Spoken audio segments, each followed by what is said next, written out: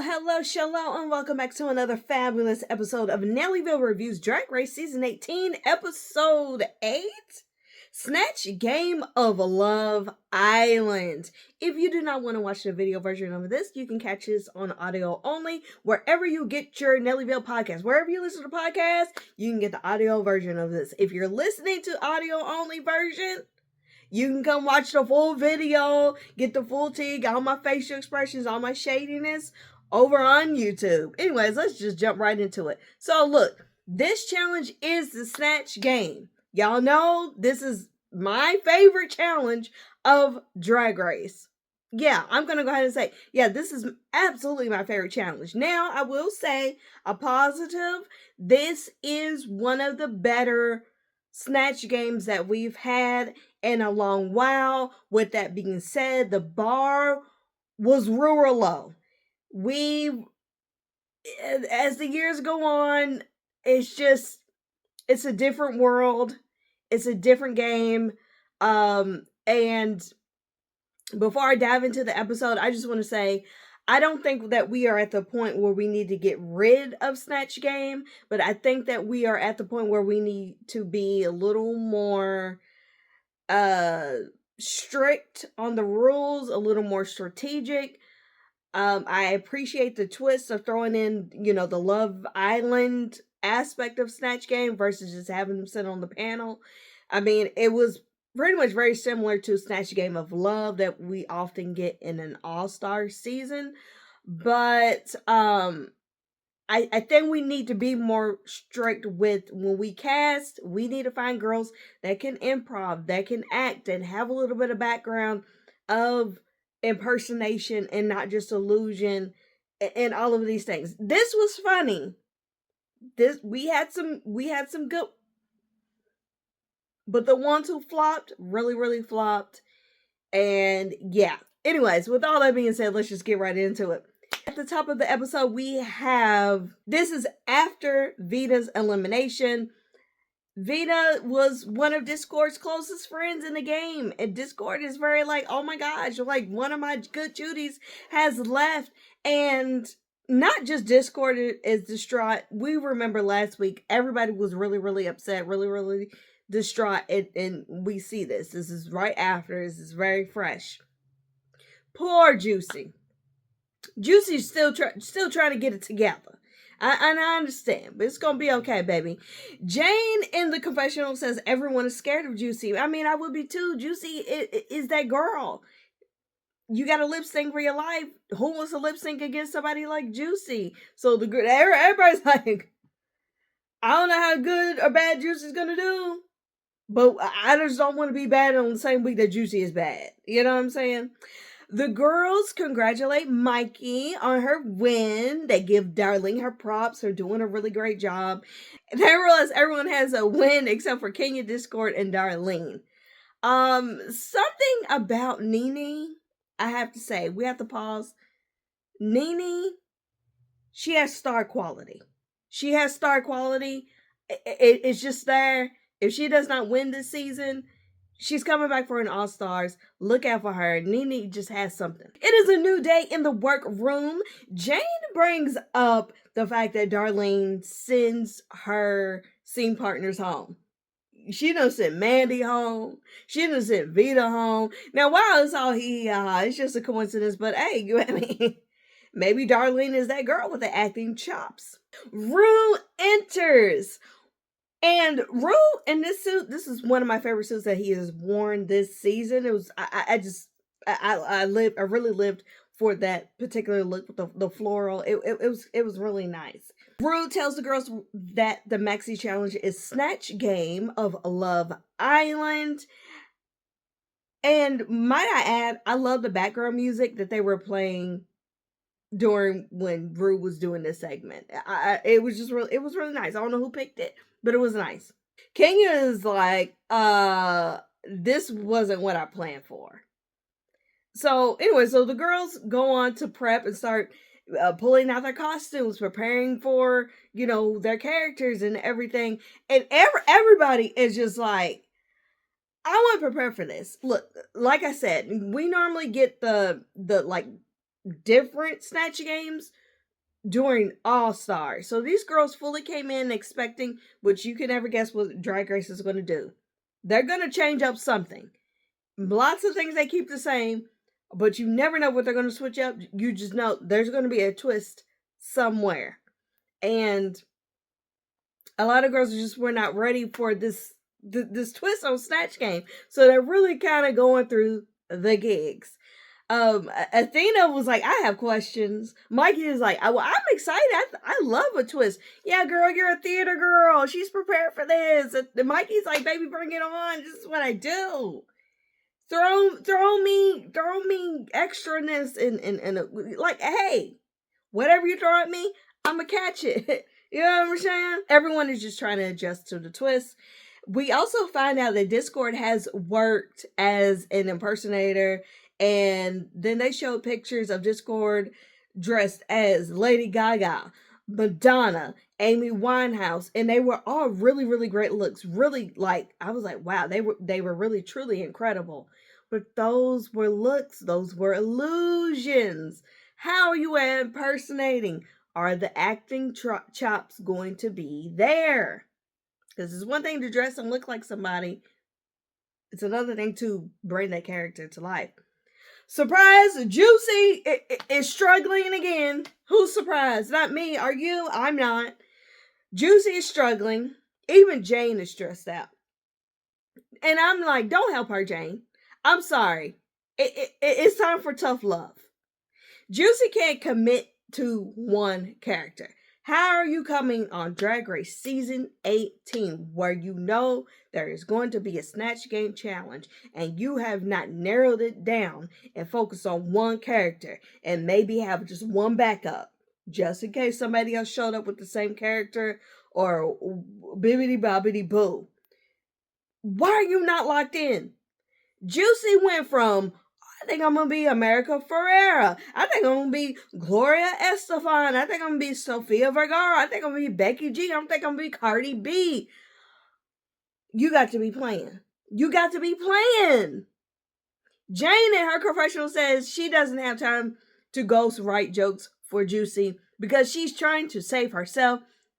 And I don't even blame Jane because that's how it's got to be, especially this deep in the competition. Baby, like I said, eventually Juicy's luck is going to run out. Every week, Juicy just can't do nothing.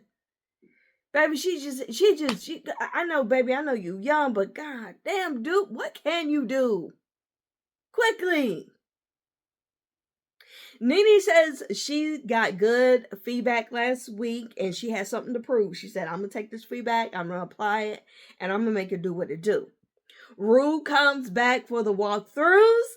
Jane, Darlene, Nene, Athena, and Mia go first in a group with Rue. Rue basically tells Athena she should change the character. She should not do Charlie Chaplin. Athena's first pick was Charlie Chaplin. You know, this very famous mime, and she wanted to bring him alive where he broke his mimeness and came out as a homosexual. And Rue's like, I don't know, what else you got? Anyways, now Mia, how in the world you gonna come here? Mia, how you gonna come on Drag Race Season 18? Have somebody pick. She picked Big Ange originally. And you didn't even know where that lady was from. How you gonna pick somebody when a big part of their character is where they're from? She said, I was talking about, is she from? Ooh, child, help me. And then, not to mention, you pick Big Ange when Corey King just did Big Ange last season.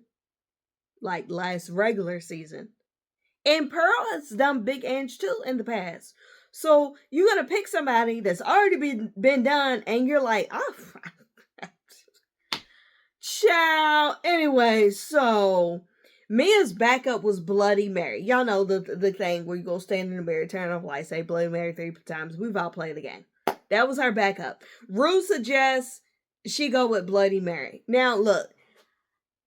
if Rue or the judges is telling you something, suggesting something before the actual challenge or before the thing, maybe lean into that, because those are the people who are actually judging you. So, you know what I mean? But also, you got to take that with a grain of salt. You know, Rue and the judges, you know, they mean well and they're trying to suggest things to you that's going to make you come out on top. But sometimes, you know, changing the character, changing the thing at the last minute, baby, sometimes it is actually okay to just stick to your guns and go with their first round pick. Anyways, we'll talk more about that later. NeNe is deciding between Nancy Pelosi and Sir David Attenborough. You know, so the spoiler alert, NeNe ends up picking Sir David Attenborough, which I think ended up being a great choice. The next group to come up was Discord, Kenya, Mikey, and Juicy. Of course, Kenya is going to do Lizzo. We knew this. They talking about her being a Lizzo impersonator, like very early on in the season. I think maybe even in the Meet the Queens. So I was like, okay, of course, yeah, okay, she's going to do that. But it's like, you do Lizzo illusion and some performances, but can you bring the character to life? Spoiler alert. She did not. Then here go Juicy talking about some JoJo Siwa. Girl, you done went through like 7 people. At this point, I'm like, okay, I know you went through so many people. I hope that you finally stick with JoJo. So the girls get back to work. Okay. Okay, look, I know. I understand Josie. I understand Juicy not knowing who Sir David Attenborough is. I understand that. I get it. Fine. But Juicy not knowing who Brooke Shields is, who was the special guest judge this week. I'm sorry. I just feel like it's criminal. I know that this person is young. And maybe to like the average young person, yeah, they probably really don't know who Brooke Shields is. But I feel like you would have at least heard the name. The woman is still out here dipping into doing it.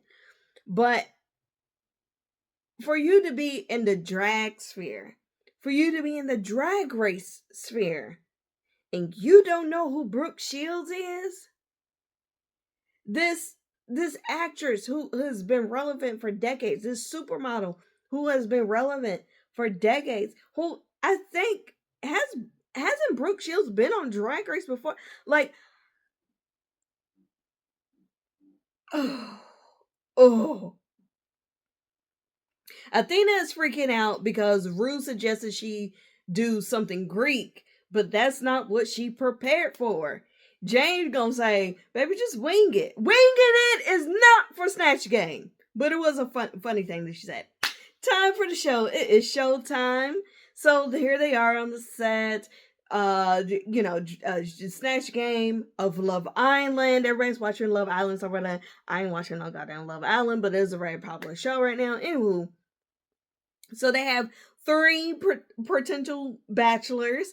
We have Zane, Froy, and Chris. So let's just go through the girls and their character and how I think that they did. Now, overall, like I said, this was a better Snatch Game that we've had in a very long time. But there still was some really, really huge flops and really, really huge misses. First up, let's talk about Athena. Athena portrayed this character called Greta Feta. I think it was Feta. And it was a completely made up character. Now, when I watched the pit stop, they tried to make it seem like, oh, Athena was playing the first wife of Skibbity Bobbity Boo. And I'm like, maybe it has some reference there. But all in all, Athena just kind of made up some random woman. Now, while she did good, the issue is that Snatch Game, the main point of Snatch Game is to pick a character, preferably a celebrity, and impersonate them. Now, Was Athena funny? Yes. Did she give me character? Did she give me laughs? Did she give me jokes? Did she embody this character that she made up? Yes. But part of the challenge is picking a celebrity that is known. You know, it's hard to pick somebody that everyone knows, but you're gonna pick somebody that is known on some level. And part of it is, did you embody this person? Even the fictional characters, and we'll get to that later. But she did well considering she came up with this character from scratch. Whatever. Jane did Truman Capote. Jane did Truman Capote, and you know I wasn't crazy about the voice, but overall she was good. She was fine. It was very similar to the character that she did on RDR Live, and it was similar to the political character that she had done the week before. But I could tell that she studied, that she had jokes lined up, and that she was committed to the bit. So for that, I give her props. Mia, god damn. Mia ended up doing Bloody Mary, and it was probably the worst.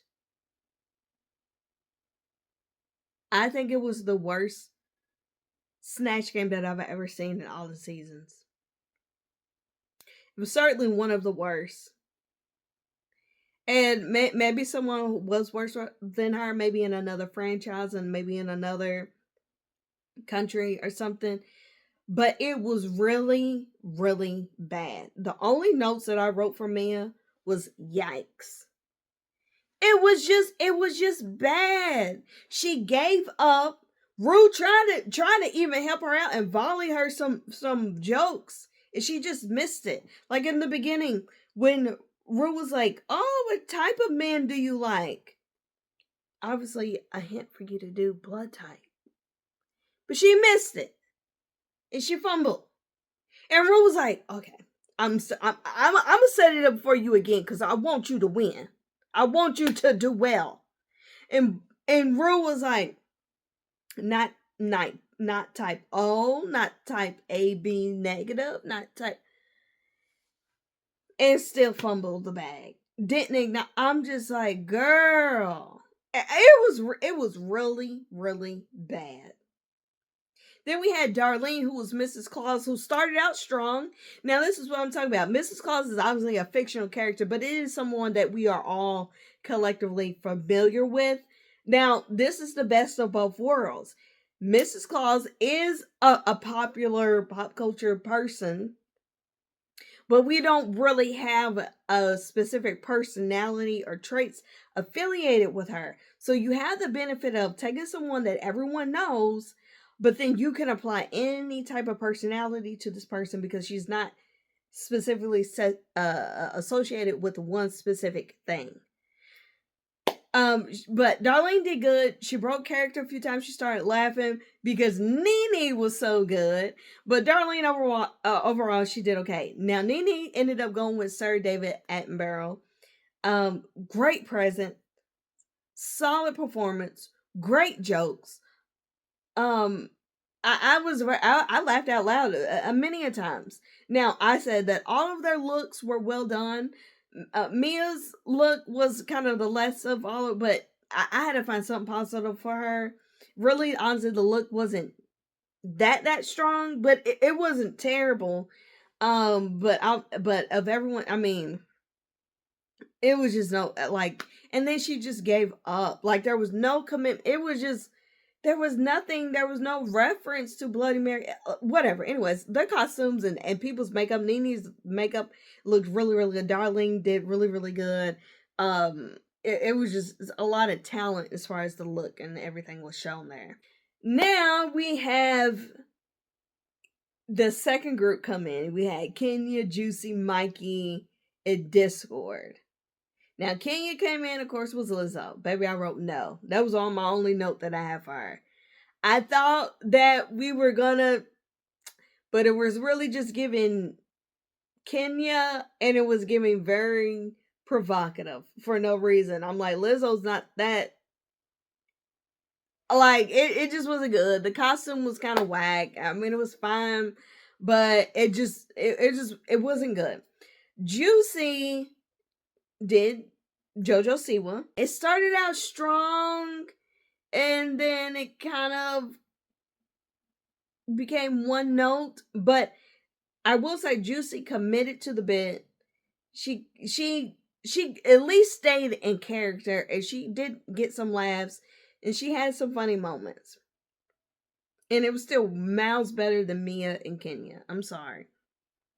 Mikey did Drew Barrymore. A lot of people live for this. For me, it was just okay.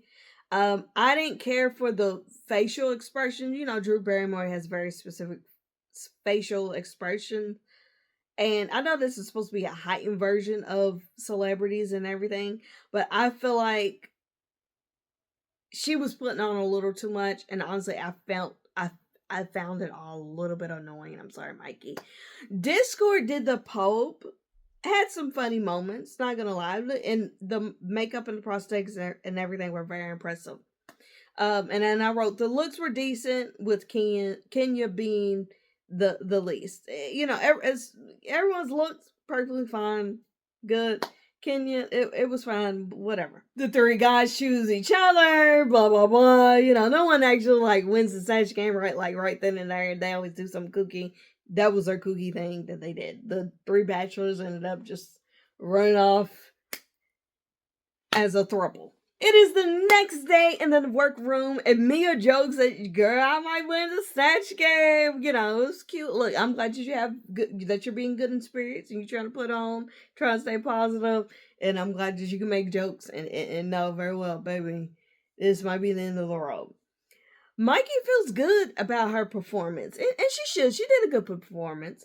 Mikey talks with Kenya about impersonating Lizzo regularly, and Kenya said just what I thought.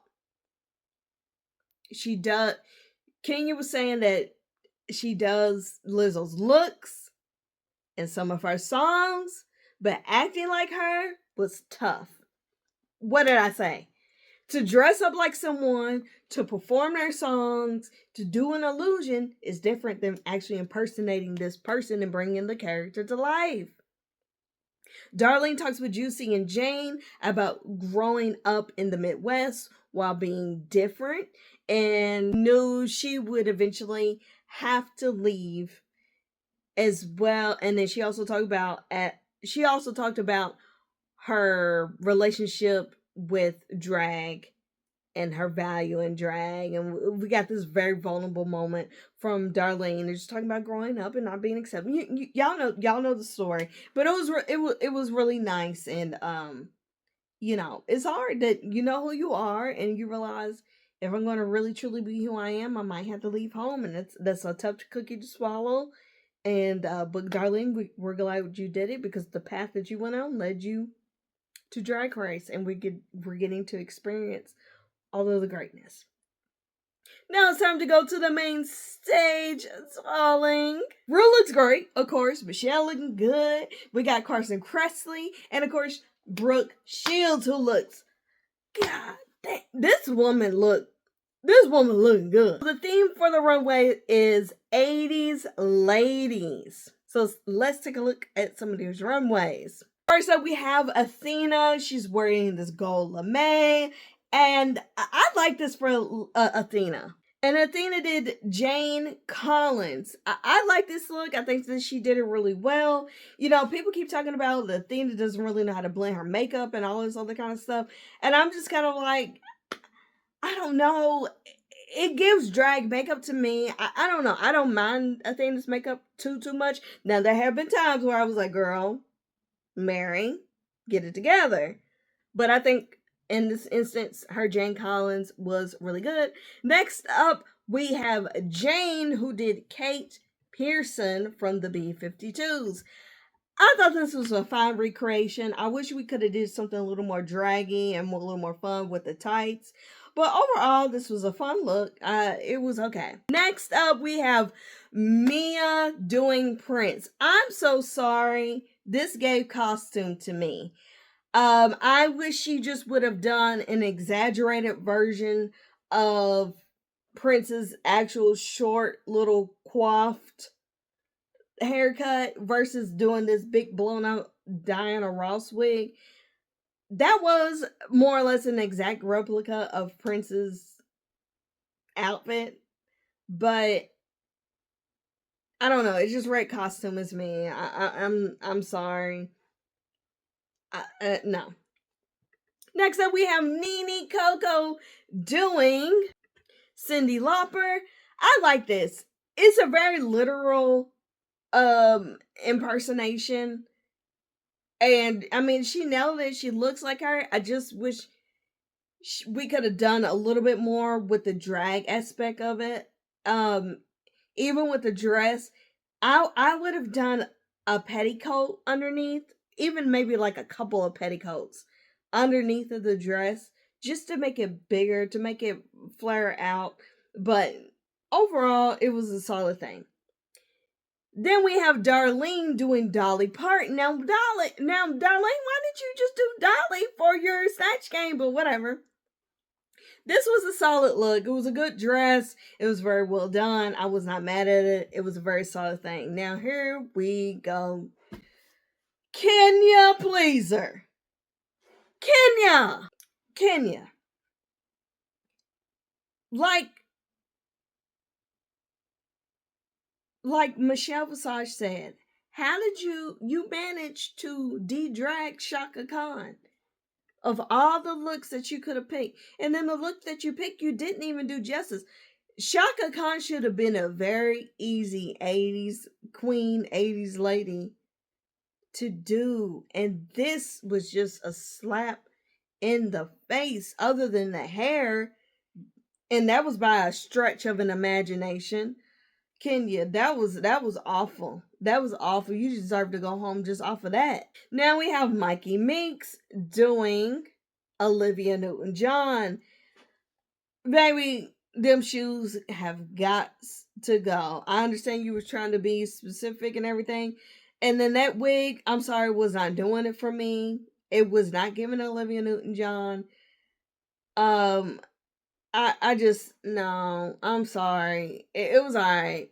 Now, Juicy, this was very, very pretty. Juicy did Celia Cruz, and the dress, I mean, it's very, very well done. I would have liked a little more padding in the thighs and the hips, just to fill out the dress just a little bit more. But that's just kind of nitpicky. This is a very, very beautiful look. Now, I do remember this wig, y'all. Y'all remember this wig from the RDR challenge? Now, Juicy looks good with a wig and with some hair. This is very beautiful. It's very Latina. Definitely one of the best, if not the best looks of the night. Very beautiful. Then we have Discord Adams doing Reba. Very good. No lip, bangs, high cheekbone. Discord did that. Discord did that. Now, some people had some issues with Discord's dress being a little bit short. I didn't mind it. I don't always need my gowns to touch the floor. I'm okay sometimes with the gowns hitting the ankle, hitting the calf, and especially depending on what kind of boot or shoe you have on. I don't know. Maybe that's the Kentucky in me. Maybe it's very country or something. I don't know. But I don't think that all gowns have to touch the floor, if that makes sense. But I think Discord did really cute. That was good. And I like she tried to do the little Reba walk. Come on, little Reba Discord walk. Anyways, it was all good. And then another thing I have to add for Kenya, what was with that little bitty mic? Kenya had a little bitty mic. Why? If that was the only mic you get, baby, you should just not even have that mic. And then Mia, it was funny when Carson said the whole look cost $19.99. I thought that was funny. That was cute. So then we move on to the critiques. Discord is safe and was cracked, which I could see that. Athena and Darlene are also safe. Brooke Shields walks the runway for the first time ever. Because, you know, Brooke Shields and mostly just print, you know what I'm saying, was editorial. She went out here ripping the runways. So it was cute that they gave her a moment. They let her walk the runway. It was real cute. She had them legs out, baby. She looking good, looking better than ever. In the top, we have Jane and Nene and Mikey. Nene wins 5,000 doll hairs. Congratulations, Nene. In the bottom, we have Mia, Kenya, and Juicy. The bottom two end up being Kenya and Mia. I agree. The lip sync song is Head Over Heels by the Go-Go's. Kenya stays, Mia goes. I'm gonna be so honest with you. This whole lip sync was not up to par. It was just kind of okay. I would have been even okay if both of them went home. Now, did Kenya deserve to stay over Mia? I don't know. Maybe. I mean, I could see it going either way. A lot of people are really upset because I don't know. I just feel like they both. I don't know. I wasn't that upset about it. Because I was like, I could see them both going home. To be perfectly honest, Mia needed to go because at least, even though Kenya took Lizzo in a completely different direction, at least she committed to a character. At least she was really trying. Whereas Mia, I don't feel like she really tried. And I'm so sorry. But Kenya's runway was so butt ugly. Like, how dare you do Shaka like that? Are you kidding me? Anyways, let me show match. Congratulations, Nene. Now we move on to Untucked. Darlene is very thankful to be safe, and it's nice to see a queen actually be thankful to be safe. Some of the girls are safe. I'm like, well, how am I safe all week? Like, sometimes, baby, just take it as a blessing. You're not on stage getting ridiculed. You made it another week to be the possibility of being in the top. Discord is bitter, but I understand why. But also, I also have a theory on why she was safe.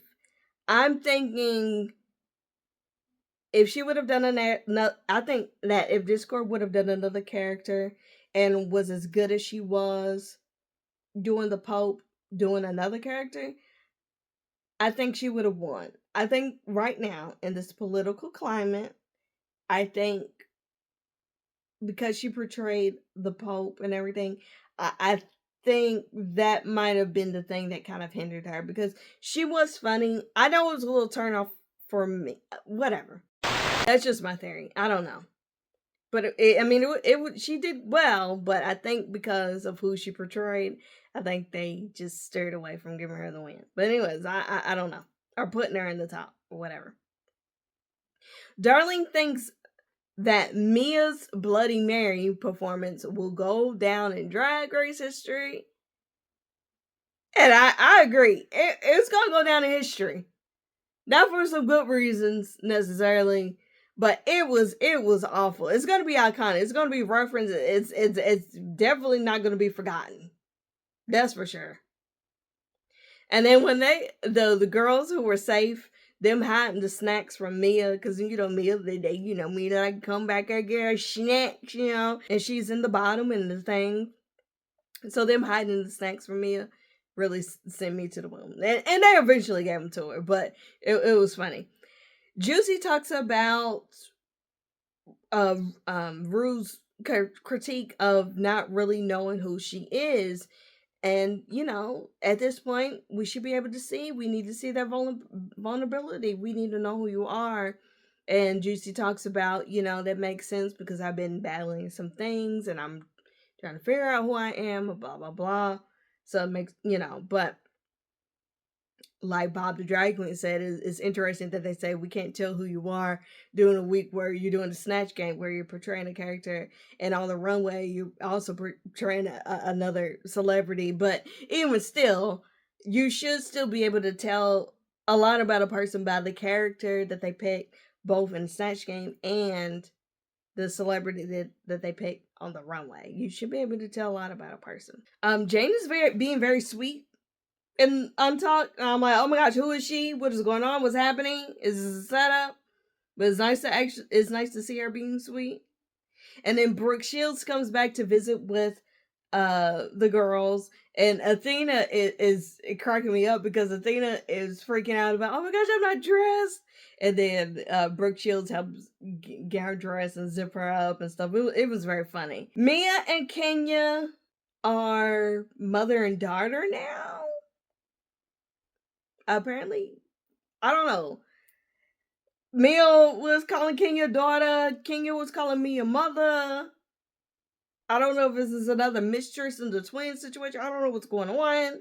But okay. You know, at the end of the day, I really do love Mia's positive attitude when she was packing up, when she was going home. And, you know, and I think that the way the girls respond to being sent home, I think that is a big determining factor about who they ask to come back.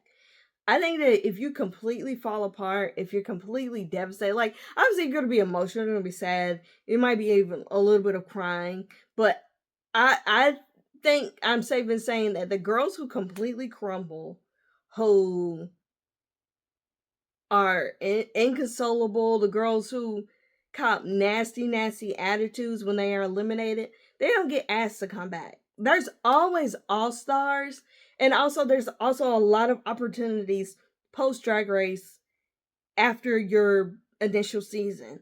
So seeing how you operate and stuff, and look, Amelia's a professional girl. She's danced with the stars. Rihanna, Britney, Skibbity Bobbity Boo, all these people. So she knows how to be professional. And Mia, you had a great run. I would love to see you on All Stars. And, you know, keep turning it out down there in Florida. You know what I'm saying? Anyways, that's all that I have for you today. And I will catch you guys in the next video. Okay, ladies and gentlemen.